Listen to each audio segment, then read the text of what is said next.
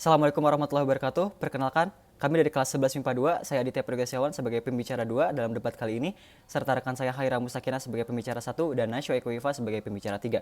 Di sini kami akan membawakan argumen daripada mosi Dewan ini percaya pemberlakuan PPKM akan meminimalisir angka penyebaran COVID-19 di Indonesia. Kami sebagai tim kontra sangat menentang terhadap mosi tersebut dikarenakan yang pertama kita akan membahas tentang PPKM terlebih dahulu. Dewan Juri yang terhormat, PPKM adalah pemberlakuan pembatasan kegiatan masyarakat. Kebijakan pemerintah Indonesia sejak awal tahun 2021 untuk menangani pandemi COVID-19 di Indonesia. Meminimalisir dalam bentuk KBBI adalah bentuk tidak baku dari kata meminimalkan yang bermakna menjadi minimal. Menurut Undang-Undang Nomor 6 Tahun 2018 tentang kekarantinaan kesehatan, undang-undang tersebut mengatur tentang tanggung jawab pemerintah pusat dan pemerintah daerah dalam melaksanakan program kebutuhan untuk menjamin kebutuhan hidup masyarakat di Indonesia. Melaksanakan program PPKM bukanlah hal yang terbaik, bukanlah jalan yang terbaik dalam kasus untuk meminimalisir angka penyebaran COVID-19 di Indonesia. Dengan bukti, yang pertama ada PPKM darurat Jawa Bali. Pada awalnya, PPKM ditetapkan di Jawa dan di Bali. Lalu pada 7 Juli 2021, pemerintah memperlakukan PPKM ketat di luar Jawa Bali, sebanyak 43 daerah.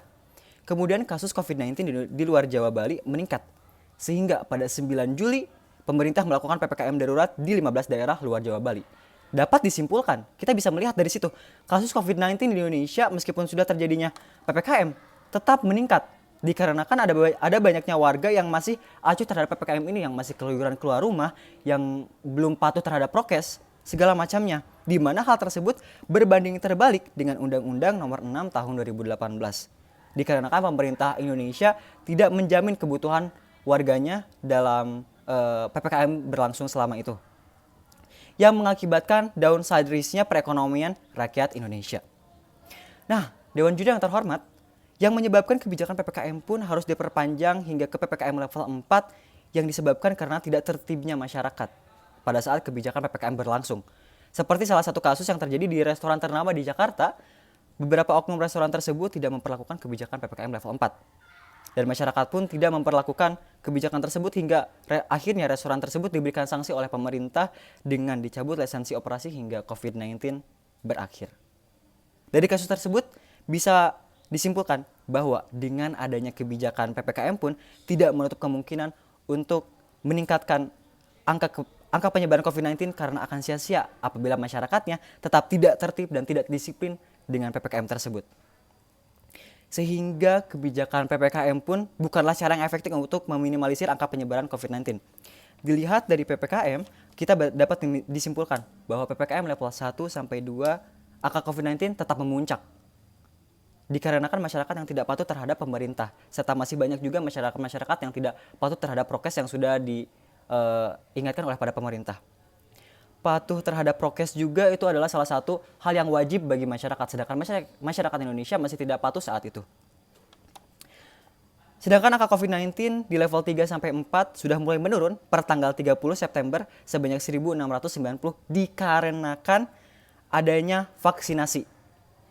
Per tanggal 16 September Indonesia sudah mencapai 43.747.000, bukan karena PPKM. Sekali lagi kami menegaskan, menurunnya angka COVID-19 di Indonesia pada saat itu di level 3 sampai 4 PPKM itu bukan dikarenakan PPKM tetapi dikarenakan adanya vaksinasi di Indonesia.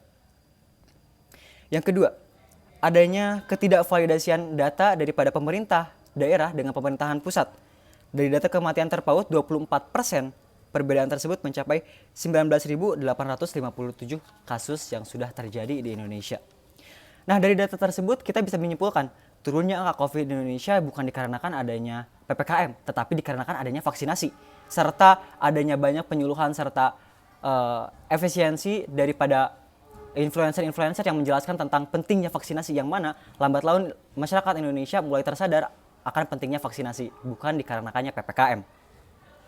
Serta dari ketidakvalidasian data, bukan karena kebijakan PPKM yang dapat meminimalisir angka COVID di Indonesia. Maka dari itu, kami sebagai tim kontra atau oposisi daripada debat kali ini menentang tegas daripada mosi yang sudah diberikan oleh pemerintah, menentang tegas daripada mosi yang telah diberikan oleh panitia.